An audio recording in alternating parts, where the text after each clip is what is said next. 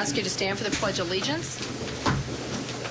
I pledge allegiance to the flag of the United States of America and to the republic for which it stands, one nation under God, indivisible, with liberty and justice for all.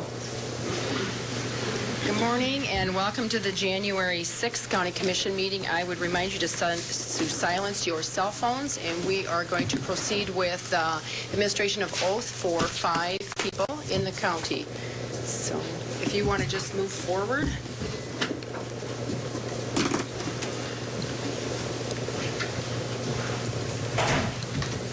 have a couple more. Yeah.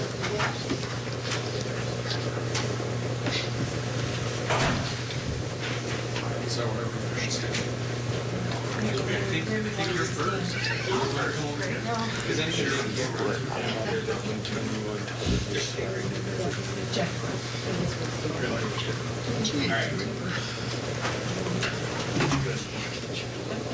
all right, so please raise your right hand. Please repeat after me. I, Julie Risty, I, Julie Risty, do solemnly swear that that I will support I will support the Constitution of the United States the Constitution of the United States and the Constitution of the State of South Dakota, and the Constitution of the State of South Dakota, and I will faithfully and I will faithfully and impartially discharge all the duties of my said office of my said office of Minnehaha County Register of Deeds. of Minnehaha County Register of Deeds. Thank you.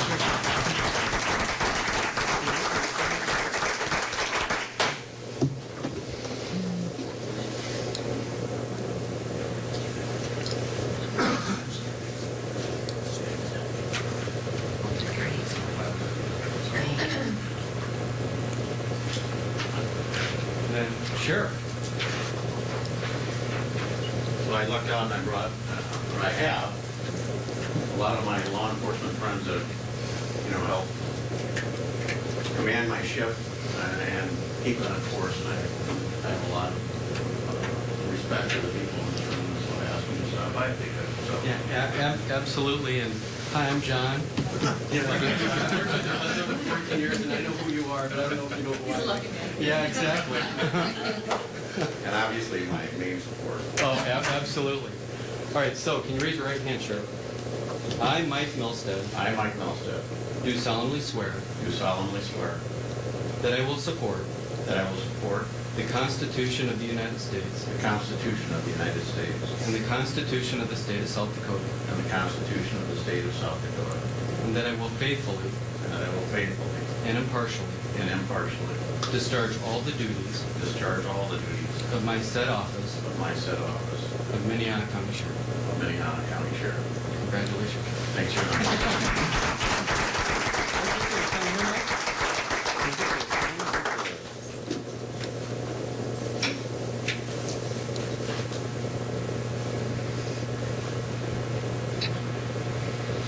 Usually that signature costs people money. Next, I have Commissioner Cindy Heiberger. Can you raise your right hand? Thank you. I, Cindy Heiberger, do solemnly swear that I will support the Constitution of the United States and the Constitution of the State of South Dakota, and that I will faithfully and impartially discharge all the duties of my said office of Minnehaha County Commissioner. Congratulations.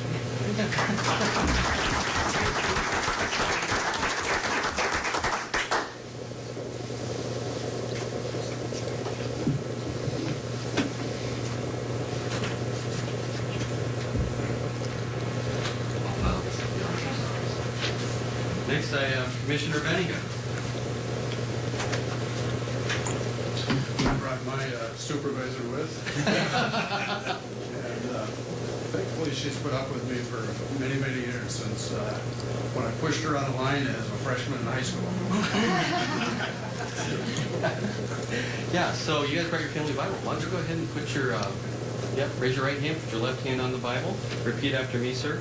I, Gerald Benega, I, Gerald Benega, do solemnly swear do solemnly swear that I will support the Constitution of the United States that I will support the Constitution of the United States and the Constitution of the State of South Dakota, and the Constitution of the State of South Dakota, and that I will faithfully and that I will faithfully and impartially and impartially discharge all the duties discharge all the duties of my said office of my said office of Minnehaha County Commissioner. of Minnehaha County Commissioner.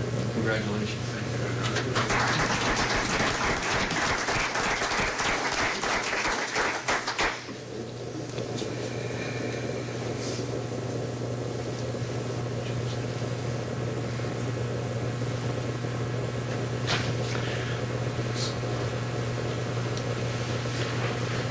Next, I ask for Commissioner Barth.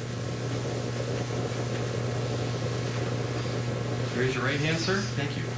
I, Jeff Barth, I, Jeff Barth, do solemnly swear do solemnly swear that I will support that I will support the Constitution of the United States the Constitution of the United States and the Constitution of the State of South Dakota, and the Constitution of the State of South Dakota, and that I will faithfully and that I will faithfully and impartially and impartially discharge all the duties discharge all the duties of my said office of my said office of Minnehaha County Commissioner. of Minnehaha County Commissioner. Congratulations. Thank you. Everyone else sign it.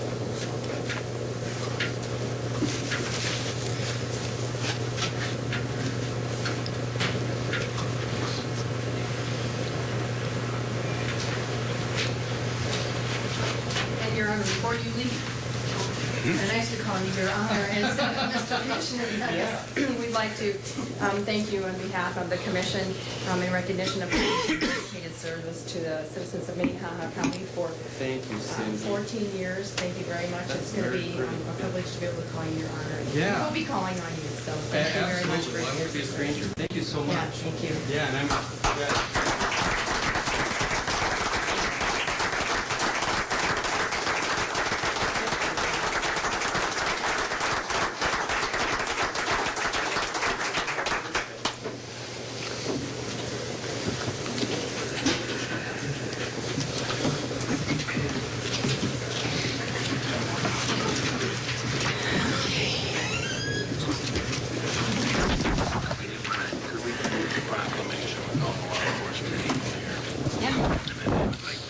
Where do you want to move it to? Okay.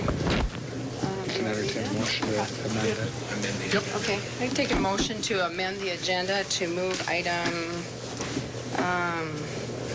item 18 forward to now. I have a Motion to approve, or to amend the agenda. to move item 18 forward. In a second, all those in favor say aye. Aye. Those opposed, same sign. Motion passes unanimously. And you want to read? To approve the amended Motion to approve the amended agenda. So moved. Second. And a motion and a second to approve the amended agenda. All those in favor say aye. Aye. Those opposed, same sign. Motion passes unanimously. I'm going to remind you the meeting documents are on the end of the counter, and if you need listening devices, Robert is in the front of the room and can help you with that. Okay. So our first item is to issue a proclamation recognizing and thanking county, city, and state law enforcement personnel working in Minnehaha County. Commissioner Kelly. In 2014, our law enforcement personnel have come under extreme and sometimes orchestrated attacks and unjustified criticism all across the nation, including South Dakota. These men and women every day put on their uniforms and do their job of protecting our citizens while every day exposing themselves to danger. This proclamation is simply our way of saying to them, thank you. I urge your support.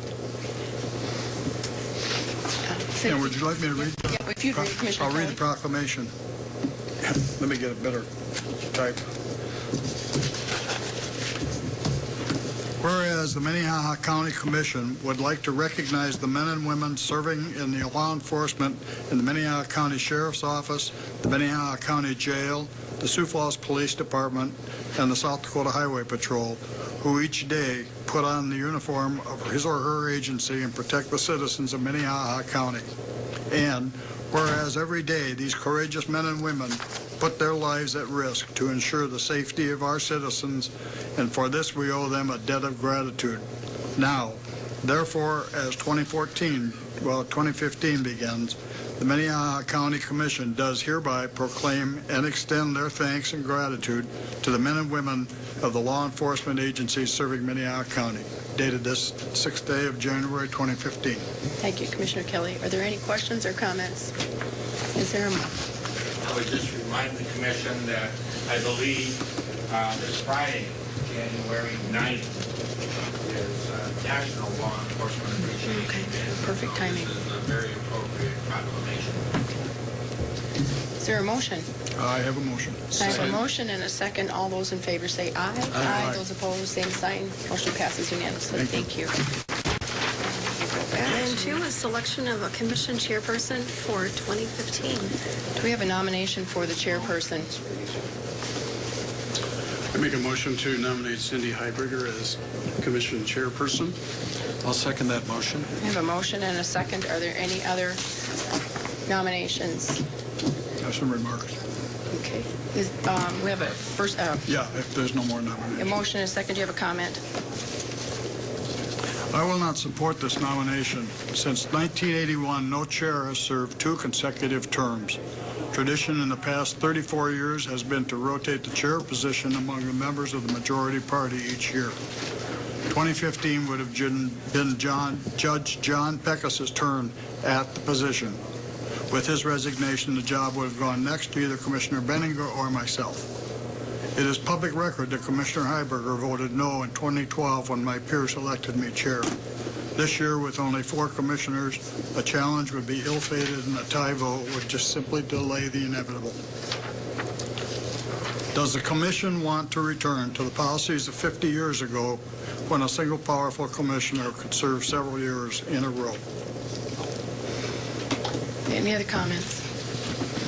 Madam Chair, Commissioner Martin? I just would say that I think the logical person to be a chair is myself, but I'm happy to support you. I have a motion and a second on the table. Are there any other comments? All those in favor say aye. Aye. Those opposed, same Or sign. nay? I'm sorry. Motion passes 3-1. Item 2 is a selection of commission vice chairperson for 2015. Commissioner Beck. Madam Chair, I nominate Gerald Bendigo for vice chair. I have a motion. Is there a second? I'll second that. I have a motion and a second. Are there any comments or concerns? All those in favor say aye. Aye. Those opposed, same sign. Motion passes unanimously. Item number 4 is the designation of official county newspapers. Ken McFarland.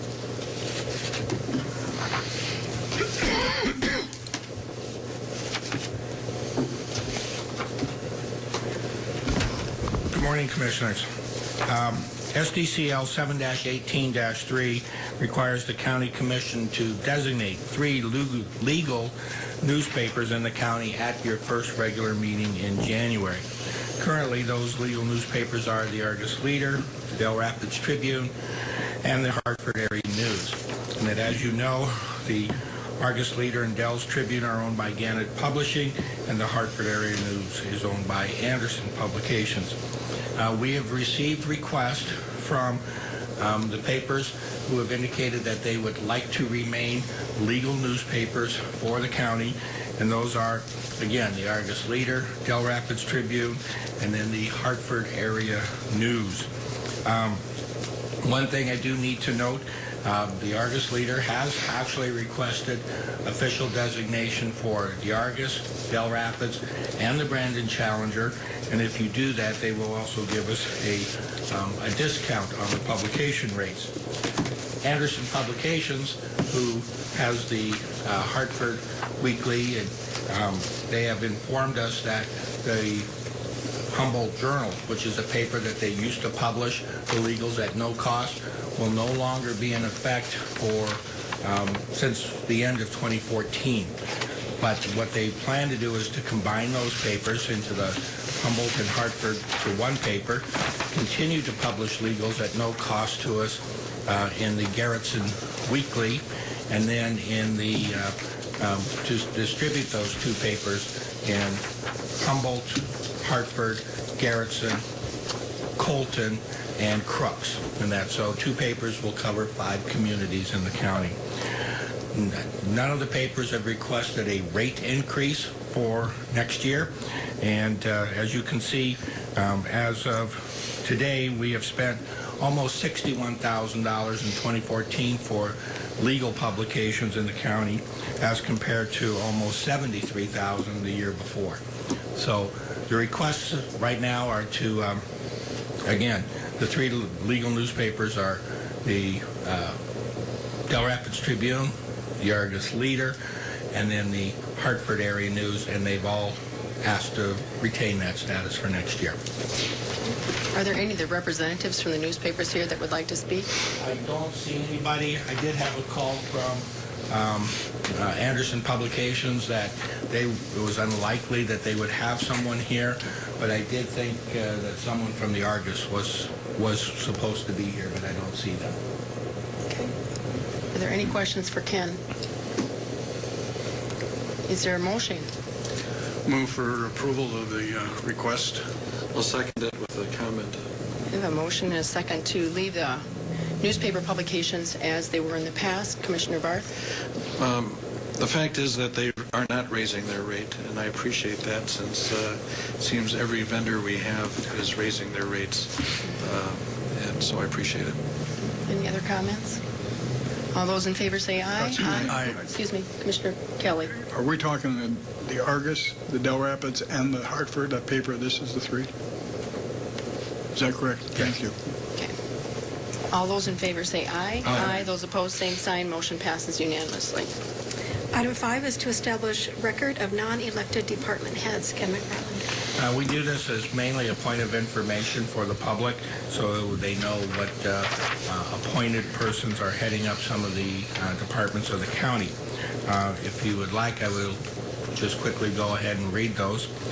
Ken McFarland for the Commission Office, Monty Wadenbach, Information Technology, DJ Boothie, Highway, Jamie Gravitt, Juvenile Court Center, Lloyd Olson, Facilities, Bill Hoskins, Museum, Carrie Jo Deaver, Human Resources, Scott Anderson, Planning and Zoning and Parks, Julie Hofer, Public Advocate, Tracy Smith, Public Defender, Carol Muller, Human Services, Kyle Helseth, Equalization, and Lindy Young, Emergency Management.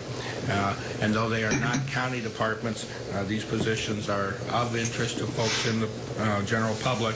And we have Darren Ketchum at Metro Communications, Ralph Hammer, Whedon Pest, Patricia Krupa, who is the Veteran Service Officer for the county, and Charles Martinell, the 4-H Advisor for the county.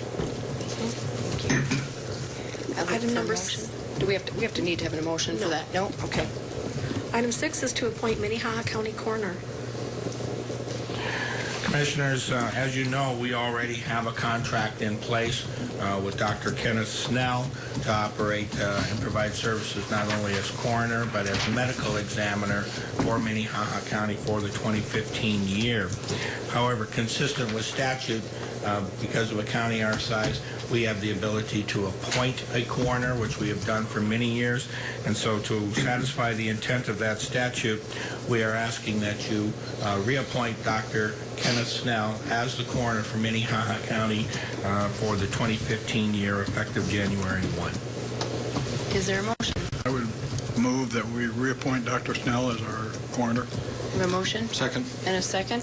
And I do see Dr. Comments? Snell was in the audience. There he is. If you would like to have... Welcome. Nice to see you. Have any questions, or if you'd like to make any comments. Are there any questions for Dr. Snell? I just have a technical question. We said county coroner, but don't we need to make sure that he's also the medical examiner? It is again, we do contract with them for services as medical examiner. However, the statute only makes reference to coroner. Okay. So we have a motion and a second to appoint Dr. Snell as the county coroner. All those in favor say aye. Aye. Those opposed, same sign. Motion passes unanimously. Thank you for being here. Item 7 is the determination of the 2015 salary for Minnehaha County Commission. Commissioners, SDCL 7-7-5 requires the Board of County Commissioners to establish your salary at the first meeting of the year. and that if you fail to do so, then the salary is set by statute, and if you take a close read at the statute, that hasn't been changed for many, many years, at least on that pay scale, your salary would be $8,193. Your salary for 2014 was $26,000. That was the same salary that you took in 2013. The 2015 budget also includes a salary of $26,000, and that budget was approved back in September of 2014. As you know, our county employees did not receive a general increase this year. However, we did do a new pay plan implementation involving the movement of steps and the elimination of steps, and as you know, each step is about 2.5%. If you would like to set your salary at $26,000 again for 2015, we would have to have you make the following motion. Move to elect salary rather than the per diem method of payment to county commissioners and set the 2015 annual salary at $26,000. And again, for your information, I've provided the history of your salary at the bottom of the page there. Are there any questions for Ken? Commissioner Barth. I guess it's more of a comment. Just like with the income tax, the minimum wage increase we had this year, I think, was a little bit difficult to enact because it had not been incrementally increased. We had waited a number of years to increase it, and so then it becomes more difficult to do. I think that having a small raise on occasion is better than having a big raise. And so I'm going to suggest having a 1% raise this year. I don't know if I will get a second for it, but I think 1% every other year or every year is a lot easier than 20% in 1 year. And I will make the motion to raise their salary 1% at this time. I have a motion to increase the salary by 1%. Is there a second? Is there a second? I'll second it just for conversation. Okay, we have a second. A motion and a second to increase by 1%. Comments? Again, I guess I just believe that, our employees are getting, except for the very top ones, 2.5%, if not a 5% raise this year. And I think we got no raise last year. And prior to that, we took a 5% cut in 2012, I believe. I don't think it's unjustified, and I think it is more reasonable for the citizens to see us take small increases. And I would also say that, it's not like we're paying ourselves CEO money. Any other comments? No comments? I have a motion and a second on the table to increase our salary by 1%. All those in favor say aye. Aye. Those opposed? Aye. Motion fails 3-1. Look for a second motion. Is there a motion to determine the 2015 salary? I would make a motion to leave it as is. I have a motion to leave it as is. Is there a second? I will second. I have a motion and a second to leave the salary as it was in 2014. All those in favor say aye. Aye. Those opposed, same sign. Motion passes unanimously. Thank you, Jeff, for your comments. Item number 8 is to approve a resolution to set election workers' pay schedule.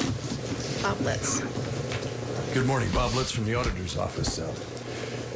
Makes it a little bit tough for me to make my pitch, being you just didn't give yourself a raise here. I'm going to give it a shot here. So, I'm going to read my memo here for the benefit of the public, and then I'll talk a little bit about it after that.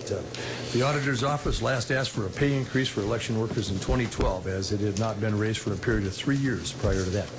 Unless we have a special election before the primary in June of 2016, that same amount of time will have lapsed again prior to my request being put into effect. For 2015 and 2016, I'm requesting that some areas of pay for election workers be raised as follows. The precinct superintendents, I'd like to raise them up $10 a day from $130 to $140. Precinct deputies, $10 per day raise from $115 to $125. The absentee precinct, the counting center, and precinct assistants from $10 to $10.50 per hour. And then I would also request that precinct setups be paid a flat rate of $15 per session. And the setups are when somebody goes there the day before and opens the building up, sets everything up, gets it ready so the next morning that they can go there and be much better prepared. The other thing that has become evident here in recent times is I'd like to have a $10 stipend per precinct for the use of a personal cell phone, which is usually the superintendent's. Landlines available to precincts are becoming rarer as time passes, and having the ability to call the auditor's office election day, it's really not optional. It's something that's very necessary. It's very necessary. Now, I realize it's a little bit unorthodox for me to be asking for 2 years at a crack here, because 2016 is obviously when it's going to be going into effect. But the potential for having a special election is always there, whether it's the city or the county, and I would like to have that pay raise in effect should that event happen. So I'm requesting that you would sign the resolution. Is there any questions? Commissioner Benega. Bob, we talked about this before, but every year it seems like it's getting more and more difficult for people to volunteer to do this, if you will, even if they are paid, and the amount of time that they put in. Most of them, I know that when I watch the polling place at our facility, that they're there by 6:30 in the morning, and they usually aren't out of there by 8 o'clock or later at night. It seems to me like the sacrifices that they make for this public service is incredible, and frankly, I have no problem with increasing their salary to try to find more people to do this, because I think it's going to be difficult, continue to be difficult to find people to do that position, and frankly, they work hard and they take a lot of credit and criticism more than credit. And I believe that we need to recognize them for what they do, which is an incredible service to the community. And thank you for pointing that out, Commissioner Benega. For years, since I've been the auditor, I've had the advantage of a weaker economy also in my favor when I go to recruiting people. They like to have a little extra pocket money, especially a lot of retired folks. But this year here, the question came up more and more about, the money. And, for the next primary election, I'm probably going to have to get about close to 300 people working. And for the general election, it'll be closer to the 500 people. And, scrambling and having those amounts out there raised up just a little bit certainly helps me in that effort. I'm sorry, but I forgot to make one other statement. It appears to me that with the number of hours that these individuals put in, that frankly, I don't think they make minimum wage in some cases. I'm thinking Burger King's probably my main competitor here, not to disparage the fast food industry. Any other comments? Commissioner Barr? I agree with Gerald. Bob, I know your folks have to put in 12-hour days, for $125 or whatever, for $140. It's not a great temptation to leave the couch on a blizzardy day. Do you think we'll be able to get enough people at this rate? Well, last year it looked kind of tight, and the time that I spent on the phone talking to folks kind of ran into the last few days, and I did have a significant backup list. I made some appeals in certain places, ran around putting up signs asking, and Gerald, the Center for Active Generations, responded remarkably in that regard. But yeah, I just keep going until I find them. That's the choice. Okay. Any other questions for Bob? For a motion? I would make a motion to approve the request. Your second? I'll second that. There's a motion and a second to approve to set the election workers' pay schedule. All those in favor say, excuse me, Commissioner Barr? I just wonder if we shouldn't tweak these upwards a little bit on a couple of them, like the superintendent and stuff. Just because this is Bob's proposal, I think he is probably cutting it as close as he can, and I wonder if an upward revision for a couple of them might not be appropriate. We have a motion and a second on the table. Did you want to amend? Well, if I might just ask Bob, would you prefer us to just go ahead with what you've proposed, Bob? Well, any increase is appreciated, but I'd like to I've got a pretty good idea what the net effect on my budget is going to be, and I'll still be within the parameters of the budgets that I've had in the past.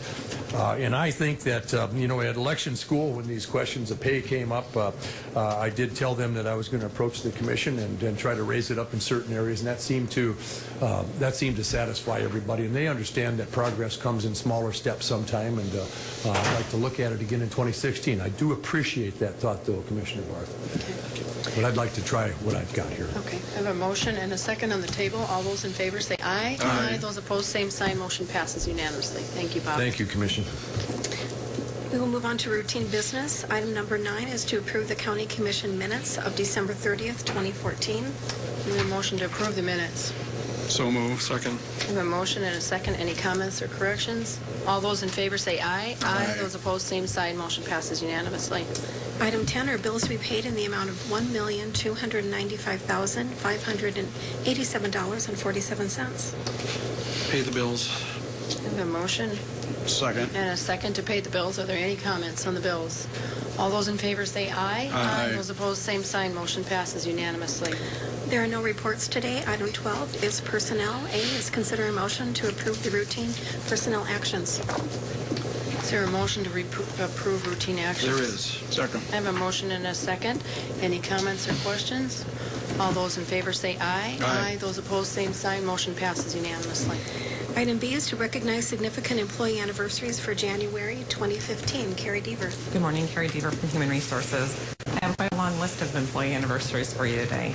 Celebrating 5 years of service is Dwayne King in the Equalization Office, Brett Fye in the State's Attorney's Office, Scott Berg in Highway, and Kara Sambo at Human Services. Celebrating 10 years of service, we have Scott Anderson in Planning, Randy Fodds in Highway, Crystal Johnson, Carrie Meesbert, and Miranda Peterson, those last three all with the State's Attorney's Office. Celebrating 15 years of service, we have Aaron Curry in the Public Advocate's Office and Julie Ty at the jail. And celebrating 20 years of service, those always surprised me, 20 years of service. Tyrone Elbers at the Sheriff's Office and Mary Baker at Public Defender's Office. Look to the area, I'm not sure, am I missing anybody with an anniversary that came today? I think we're out of luck for personal attendees, unfortunately, but we want to express our thanks and gratitude for those many, many years of service. Yeah. And I think on behalf of the Commission, too, thank you to all of our employees that weathered the storm like many people in Sioux Falls yesterday and stuck it out and slip slide home. And we appreciate what they do all through the year, being dedicated to their jobs here at Minnehaha County. So. Item C is to record volunteers in county departments for December 2014. We had a slightly lower month for December for our volunteers, and slightly lower means still over 200 people volunteering in the month for county, so our gratitude to those folks as well. Yeah, and we couldn't do it without them, so. Thank you. Thank you. There are no application for abatement, no notices and requests, no planning and zoning notices, and no petition for compromise of lien today. The next item is an opportunity for public comment. This is the time where anybody can come forward, state your name and address, and speak on a topic that is not on the agenda. Seeing none, we can move forward. Item 17, regular business, is a public hearing to consider text amendment for Article 7.07 of the 1990 revised zoning ordinance for Minnehaha County, which would allow a salvage or junkyard in the I-1 Light Industrial District as a conditional use. Kevin Hochman. Kevin Hookman, Planning Department. As you just heard, this is a request to take on a new amendment to the ordinance of light industrial district to include a salvage yard or junkyard in the conditional use. This is something that's already in the joint Sioux Falls County regulations, or similar to what's in the joint county Sioux Falls regulations, so it's congruent with that. This request was made by a code enforcement action by a petitioner who has currently a salvage yard and he would like to continue it in the industrial district. So it was brought to our attention with that. I guess if there's any questions about what would be involved. Okay. There is already a definition of salvage yard and junkyard in the ordinance, so that would not have to be changed. Okay. Is there any questions for Kevin? This is a public hearing, so are there any proponents that would like to speak? Are there any opponents that would like to speak?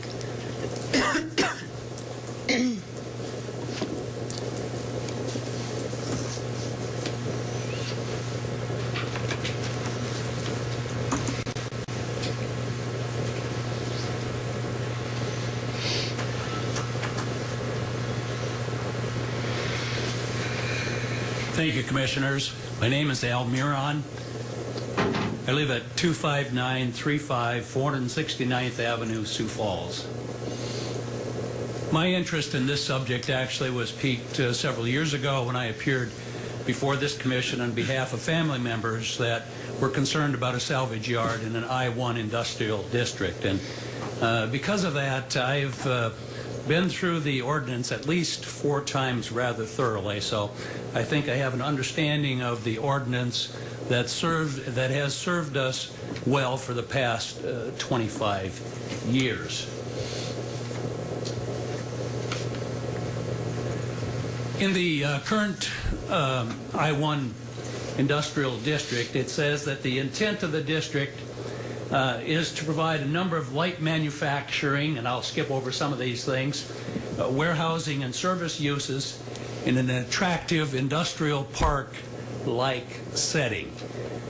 And it also indicates in the I-1 district that there might be heavier industrial development more in the center of the district and or in the interior of the district, and it also indicates that this district might be surrounded by homes and that sort of thing. The current permissive uses in that light industrial district are listed there. I won't read all of those, but you might notice things like offices, banks, and if we go down to other uses, under the conditional uses, light manufacturing, there is extraction allowed there and so on, but listed also as any conditional use in the C commercial district. And so I have listed those here, the uses in the commercial district, and again, I'm not going to highlight all of those, but it's my feeling that salvage yard or junkyard should not be basically located next to such things as a bar or lounge, equipment sales, motor vehicle sales, lumber yard, that sort of thing. And so it's my feeling that the salvage or junkyard does not belong into that area. Yes, the salvage or junkyard is defined in the ordinance. It's defined as an open area where waste or scrap materials are being bought, sold, exchanged, stored, baled, packed, disassembled, and handled, and so on. So I think we have to be careful what we want with respect to this salvage or junkyard. It includes a rather broad area, and although some of these might be allowed in a I-1 area or might be acceptable in I-1 area, I don't think all of those should be included automatically in this I-1 industrial area. You have an out. Because in the ordinance under 2506, it says that the purpose of catch heads, the catch head appearing in connection with the sections of these regulations, are inserted simply for convenience to serve the purpose of an index. The introductory statements found at the beginning of each article are to serve as a general reference only, and the catch heads and so on are not basically legally binding by law. And so I understand that. And I think you have an opportunity to put a salvage yard or a junkyard in an I-1 industrial district, which is supposed to be a more light industry type with proper amenities, the banks, that sort of thing. So I think you have the ability to do that, but why use these catch heads? Why talk about these districts in that way if you really don't intend it? In other words, I'm saying basically say what you mean, and I think really the I-2 General Industrial District is where this sort of thing belongs. And the catch head in the I-2 Industrial District says, this district is intended to provide for heavy industrial uses which may create some nuisance and which are not properly associated with or compatible with residential, office, industrial or planned neighborhood commercial establishments and so on. So I think that by definition the salvage or junkyard fits much better into this area. And if you look further down in the ordinance, the things that are allowed in this area are public utilities, antenna support, wind energy, that sort of thing. But then under conditional use, things allowed in the general industrial district include general manufacturing, stockyards, rendering, distillation of products, refining, sanitary landfill, and so on. I don't need to go through the whole list. But I think by definition, a salvage yard or a junkyard belongs in this I-2 General Industrial District and not in the I-1 Industrial District. I see problems with changing the ordinance because there might be some salvage or junkyards that should be allowed in the I-1 Industrial District, but if the ordinance is changed, about the only argument that we have against an undesirable salvage or junkyard is not in my backyard. And I've been to enough of these meetings, both at the county planning session and at the commission meetings here, to know that for the most part, that argument doesn't fly. We all know that a salvage or junkyard, if it is an allowed use, that argument, not in my backyard, would carry very little weight. I think it would be unfair for me to stand here and oppose the movement of this salvage yard or the junkyard to an I-1 industrial district without an option for you to work with. And so I think that option is in the ordinance. And my suggested option is that you take that. And if you find that a particular junkyard or salvage yard is suitable for a light industrial district, that zoning can be changed. In fact, when we appeared before this group years ago, and perhaps it was my mistake, but I didn't bring up the zoning issue until the very last meeting. And the reason why I didn't bring that up was because I thought perhaps you would just simply change the zoning of that in an area that we were concerned about. And that area, or that problem, has been previously litigated. That's behind us. I no longer have any personal interest in this, whether it be changed or not changed. But I think that this doesn't belong to this area, and you have an option already in the ordinance should you have a particular junkyard or salvage yard that would like to locate in an I-1 industrial area. I'd like to thank you for your time and attention, and whatever decision you make, I will live with. Thank you. Thanks, Al. Any questions for me? Is there any questions for Al? Not yet. Okay. Thank you. Are there any other opponents that would like to speak? Would the proponents like to rebuttal? Is there any comments on the proponent side? I have a question of staff. Okay, Kevin. Commissioner Kelly has a question. Yes. Kevin, pardon me for, I guess it wasn't clear to me when I was reading it. Is this permitted or conditional use? This would be under conditional use. So if there was anything that needed to be abated for nuisance-wise that can be taken care of for like fencing or driveway requirements that can be taken care of at that time. And if it's a conditional use, are other factors taken into account, like surrounding uses, or what can you take into account on a conditional use? Can you say that this isn't the right place for this junkyard? Yes, you can say that this is not the right place, and often we try to avoid that from the beginning before the junkyard is even established.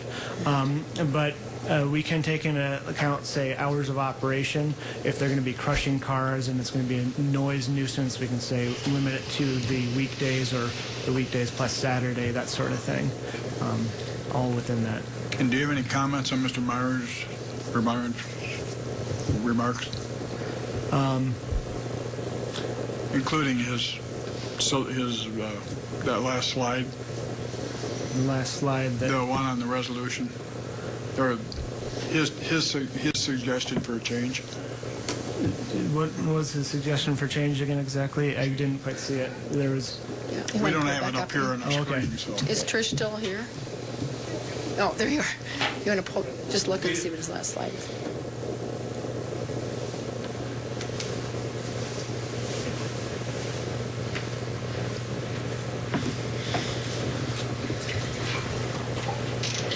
Well, I suppose that's what we're doing now. We're hearing a ordinance amendment that has been brought to the commission by a petition. So yeah, that's what we're hearing right now, is changing the ordinance whether or not to do that. And one other question, would the petitioner have to apply for a CUP then at a different date?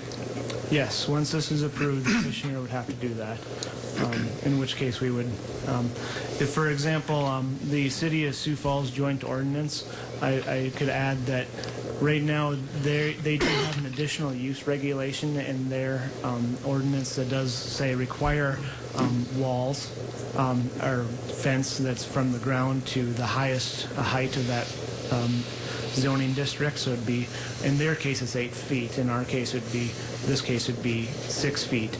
So that solid fence would be 6 feet tall around the whole perimeter of the property, and that would be likely continued through the conditional use process. But that's not included in this because it would be added to both the zoning districts, if we did include that. Commissioner, Kirsten Kappmeyer might have a comment. Yeah, just to clarify, I think what the point Commissioner Kelly was getting at, and correct me if I'm wrong, is the debate here was whether we change and add a conditional use being allowed in I-2, or if we just pass a ordinance saying, no, this particular piece of land is in I-2 rather than I-1. I think that was the solution that Mr. Myron was talking about, correct? The alternative, if you will? Well, my suggestion for an alternative is that if you find an area that within an I-1 district that is suitable, you can change the zoning. And that zoning ordinance can be changed by you or by a petitioner. Right. So the debate is what conditional uses are allowed in I-1 here today, but the proper alternative is you can change what zone it is rather than altering what conditional uses are allowed in a particular zone, which is what the proposal here today does. And in further answer to Mr. Kelly's question, if I might expound upon that, yes, it would still be a conditional use if you move it to the I-1. It still is a conditional use, and it still has to be approved. However, it is an approved conditional use, and in my opinion, that makes it a little easier to get it in. And the change in the zoning ordinance is not an impossibility, but it might give it one more step and one more little protection there. And that's why I still think it belongs in the I-2 industrial district. I recognize from our experiences earlier that the city of Sioux Falls does allow it in the I-1 area. But I don't think necessarily that we have to do everything that everybody else does. We're in a more open area and a little bit less industrial in general than the city itself. And so I really feel that it belongs in the I-2. Any other questions? Commissioner Burdick? Kevin, so in the current situation, this is in the Brower edition, which this commission has spent plenty of time working on. If we turn this down, would they just then have to bring it for a conditional use permit back to planning and zoning, or what? It's an enforcement issue at this point. If you turn this down and goes back to an enforcement issue, and he would have to cease the operation of the junkyard. So we would be putting them out of business then? Yeah, or moving them, yep. Would there, pardon me, would there be any sort of grace period where they could bring in just a conditional use permit to continue their operation? Not in an industrial. I guess they could try to rezone it, and we could look at that as this. But if we were to rezone a parcel within the Brower addition, then it opens up to more industrial uses in the future. That say the salvage yards goes bad, so that we need to move on to do something else. The next heavy industrial use can just move in with another conditional use, and that would be the problem with rezoning it first. Mr. Kelly. I'd like to defer this for a week and let planning study and talk to Mr. Myron about his proposal as opposed, junkyards are not, you can't put perfume on a pig and make a junkyard look nice, but you can alleviate some of the issues. But I think what Al is talking about is that within a light industrial, we would then have the ability to spot zone based on where it is, because if it's way back in the corner of a larger industrial park, then I would see it having some merit. But by putting it as a permitted conditional use, you do put more pressure on us to say at what point, what is the permitted? How is it going to affect the neighbors? So that would be my only reason. I'm not going to try and rewrite a proposal, but I do think that Alan and staff and maybe the petitioner could talk and in 15 or 20 minutes figure out a possible solution to this, or maybe we will go ahead with the zoning text amendment. Commissioner Benega? Kevin, how long has this business been in business at that location? I'm not entirely sure. 2 years. 2 years. Okay. And we got enforcement action on it, I believe, in October, early October is when we started looking at it. I'll just make a comment. I'm not sure what motion is going to be floated at this point, and I agree with the comments that you made about the options that ought to be considered in the future. My concern is someone who's been in business for a couple of years, that we somewhat change the ground rules on them and put them out of business while we go through and change some of our legalese, if you will. I don't think that's fair to them. I do think that we maybe should have anticipated some of those things before we go ahead and backtrack, if you will, with a current business who has been established for a couple of years. If it was something new that was coming out that we could use, that we would consider in the future, I think it's a very appropriate thing to do. But I don't like the idea, frankly, of going backwards and changing the rules of the game, so to speak. I do that often enough with my grandkids, and I don't think that, and I never win those either. But I think that the issue is that when we have something established and a business comes in and makes that application, that we have to live with what we decided a couple of years ago. Commissioner Kelly, did you want to float a motion to defer for a week?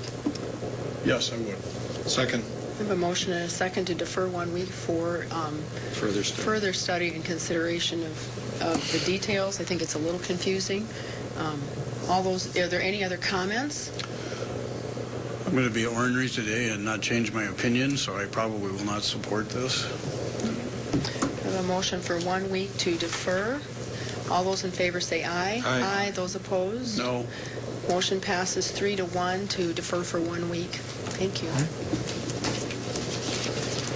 Item number 19 is consider a motion to approve change order number 1 for a deduct in the amount of $4,903.37 to the contract with Beatty Forsyth HVAC for the Public Safety Building HVAC project. Mark Rines. Good morning, Commission. Mark Rines, Facilities Department. We're wrapping up our project with the HVAC upgrades, and we ran into some time constraints on getting the hole in the side of the wall. So the Facilities Department decided to cut the hole ourselves, and so in that case we are asking your consideration to deduct $4,903.37 off the final price of the project, and that would be for the $4,300 allowance and $603.37 for some carpet repair. Are there any? Make a motion to approve. Second. A motion and a second. Any questions for Mark? All those in favor say aye. Aye. Those opposed, same sign. Motion passes unanimously. Thank you, Mark. Thank you.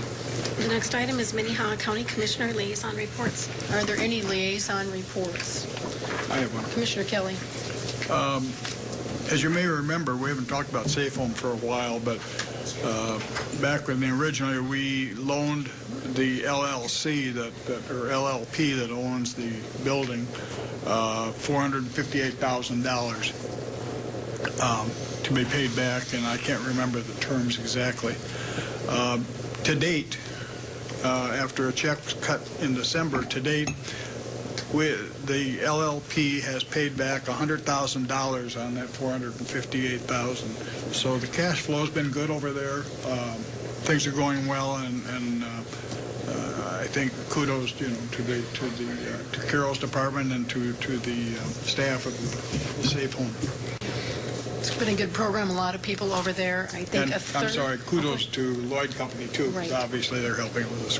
They're running a good program over there, and I believe it's at least a third of those people living there are paying their own way in that facility. So it has been a good addition to Minnehaha County's buildings. Thank you. Are there any other liaison reports? Commissioner Barth. Yesterday we had a homeless advisory board meeting, and of course we're kind of in a strange spot here where the Bishop's house is not quite open, and the Salvation Army has not got a warming center open up yet, and we still have many people who are banned from one of the shelters or another because of mental issues or drug issues, whatever. And as we look forward to the Bishop Dudley's house opening next Monday, we still have had troubles this winter. And I guess I'd ask Carol if she might come out and report a little bit on our discussion. I would say also that with the kick-in of the minimum wage increase, some of the folks that are working on a day labor type basis will be getting a bit of a raise. And Cindy, as you and I know, some of them pay $6 a day just to go to work for gas money for the place to drive them to their job, which is a huge payment for someone making minimum. And some of them are walking across town to catch that ride. I saw one of them today, actually walking on the street because the sidewalks weren't clear as I drove out to the highway department at 4:45 in the morning. Carol, did you have some comments for us? Good morning. Carol Muller, Minnehaha County Human Services. Yes, we had yesterday, and Commissioner Barth had just asked if I just make a few comments following that meeting that's out there. One, yes, we are terribly excited about Bishop Dudley opening up next Monday. Hopefully, many of you will be able to come tour the place and come for the open house. It'll be open on Monday afternoon, so it's a great opportunity to go through and see. We are very appreciative of what's happening in the community with that and the impact that's out there. Just one of the other things that I had shared is looking at the budget, and our budget in motels for motels and rents, we had a combined budget last year of $910,000, and currently we have spent between the two $885,000 with about another $15,000. So we're cutting that one much closer. As a matter of fact, our motels are triple. Well, almost. Yeah, they're over triple. We budgeted about $35,000, and I think we're at about $113,000, $114,000 that we've spent this year, and that's because we just haven't had any other place to put people at, and those are usually families. I know one Friday a few weeks ago we had about 23 families we were putting up in motels. So we're excited. We're aware of what's happening that's out there. Many of our folks are anticipating Bishop Dudley opening up, and we have high hopes. The difference that will make. We also know that it will probably be full quickly, and the concern that's out there. But it's a cold week again. Commissioner Barth? There are some issues, as we know, with housing families because they're not the right candidate to go to some of the shelters because if you have older children, they can be separated from their parents, and that just doesn't work. So then we wind up in motels, right, Carol? Yes, yeah. Bishop Dudley will have 7 rooms available that will be like hotel-style rooms. One room will be a double, so that a joined room, so for larger families that are out there. But if you're a mom that comes in with a couple of littler kids and maybe a 16-year-old boy, that son does not get separated from you. They're able to stay together. So that's a significant difference from options we've had in the past. You know, one of the things that we continue to send messages with our caseworkers on is if you can keep families housed, it's much better for them than shipping them out on the market right now to find another place to live. Are there any other questions for Carol or comments? Thank you, Carol. Thank you. Is there any other liaison reports? Is there any old business? Bring up some old business that I think we need to close out the applications for the commission. To date, we have 29 very high standard applicants to this job, and I think we need to move forward with making our decision. We have not publicly stated that we would close this, so I would look for a motion to close. I'd make a motion to close applications for that. Motion and a second to close applications for the vacant commission position. All those in favor say aye. Aye. Those opposed, same sign. Motion passes unanimously. Is there any other old business? Is there any new business? Commissioner Barth? Madam Chair, this week we got notice that the rate that the county will pay attorneys when we hire outside attorneys is going up significantly. In fact, it's going up twice as fast, more than twice as fast as the rate of inflation. The state has ruled that we can only collect tax increases based on the rate of inflation or 3%, whichever is lower. So it astounds me that our judicial department decides to go ahead and give raises higher than that. How the heck do they expect us to pay these people when we don't have an income to pay them? It's really irritating to me, and I plan to write a letter to the authorities who apparently have no idea what it's like to be here on the ground from their ivory tower. Thank you, Commissioner Barth. Are there any other comments? Seeing none, I would look for a motion to adjourn into executive session for personnel. Litigation. And litigation. Thank you. I'll make that motion. I have a question, though. Why do we have litigation every week? I have a motion. Is there a second? I don't think I can tell you. Is there a second? Second. I have a motion and a second to adjourn into executive session for personnel and litigation. All those in favor say aye. Aye. Those opposed, same sign. Motion passes unanimously.